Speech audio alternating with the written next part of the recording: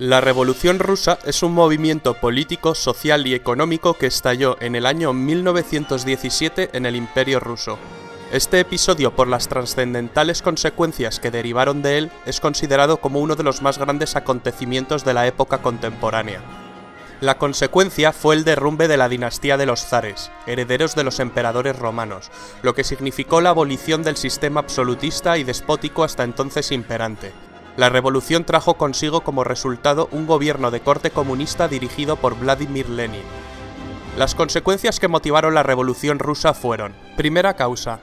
Rusia estaba en guerra con Alemania, se trataba de la Primera Guerra Mundial, entonces llamada la Gran Guerra. Las constantes derrotas que estaban sufriendo los ejércitos rusos en la guerra y las numerosas bajas llevaron al descrédito a los Romanov, la última dinastía zarista, con Nicolás II a la cabeza.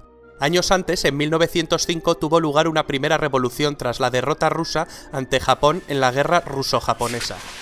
Segunda causa. Rusia sufría una aguda crisis económica con escasez de alimentos para la población, que sufría una terrible hambruna. Era un país eminentemente rural y atrasado. La organización social de Rusia estaba basada en la más absoluta desigualdad, distinguiéndose dos clases sociales bien marcadas: la nobleza y el pueblo llano, casi todos campesinos. No existía prácticamente clase media.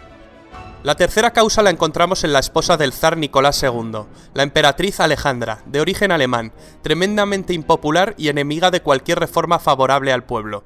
Un año antes habían asesinado a Rasputín, médico y asesor de la emperatriz.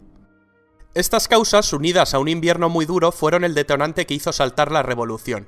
Vamos a distinguir dos fases dentro de la revolución en el año 1917, la Revolución de Febrero y la de Octubre, que en realidad se produjeron en marzo y en noviembre, ya que Rusia se regía por el calendario juliano en vez de por el calendario gregoriano, como el resto del mundo. La Revolución de Febrero se inició con una huelga espontánea de los trabajadores de las fábricas de la capital, Petrogrado, hoy San Petersburgo.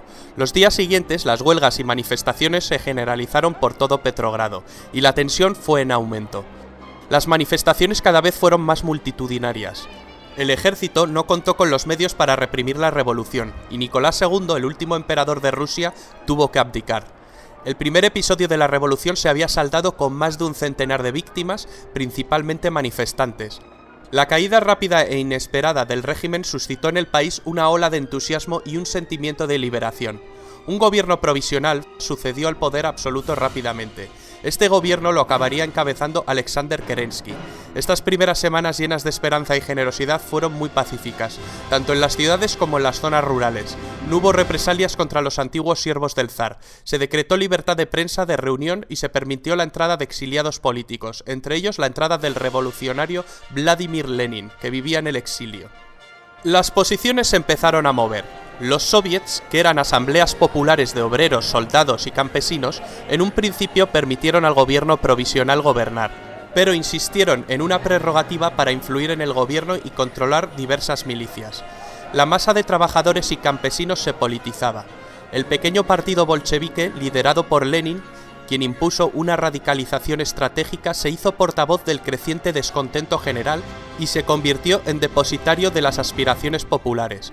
Con sus grandes dotes de oratoria, comenzó a defender los postulados de Karl Marx, para sustituir el capitalismo por un nuevo sistema socioeconómico socialista e instaurar la dictadura del proletariado. Un frenesí por dialogar y exponer ideas se instaló en la sociedad. El gobierno de Kerensky cada vez era más impopular, incapaz de hacer reformas, se distanció de la población. Se siguieron mandando tropas para luchar en la Primera Guerra Mundial. Esto desencadenó revueltas populares. El gobierno provisional optó por la represión y comenzó a perseguir a los opositores. Lenin y León Trotsky planearon el derrocamiento del gobierno provisional para instalar el sistema comunista. Si la Revolución de Febrero fue un levantamiento espontáneo, en la Revolución de Octubre se podría hablar de un golpe estratégico organizado por Trotsky y Lenin contra el gobierno provisional.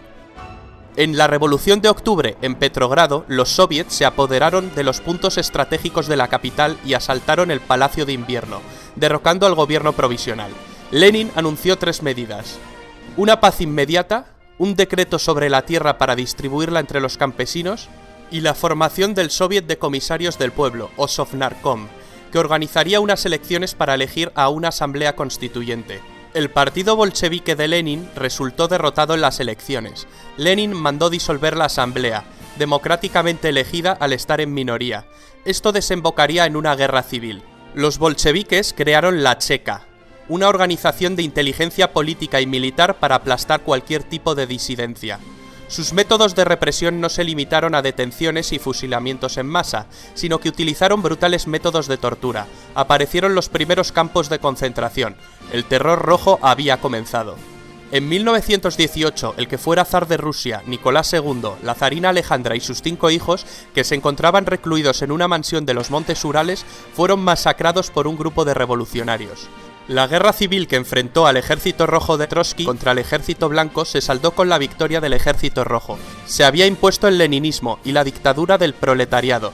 Se formó la Unión de Repúblicas Socialistas Soviéticas en 1922. El país estaba profundamente tocado. Una terrible hambruna mató a más de 5 millones de personas. Se pusieron en marcha una serie de reformas.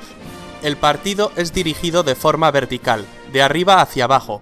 El nuevo estado consiste en una pirámide de soviets en donde realmente el partido decide y los soviets votan lo que ha dicho el partido. En 1922, un Lenin enfermo deja su puesto. Se inicia una disputa por la sucesión entre Trotsky, el creador del Ejército Rojo y la cabeza más brillante del partido, y otros cabecillas. En 1924 muere Lenin. Iósif Stalin, un hombre al que todos habían infravalorado, se impuso contra todo pronóstico, y sería el sucesor de Lenin. Trotsky fue expulsado del partido y finalmente asesinado.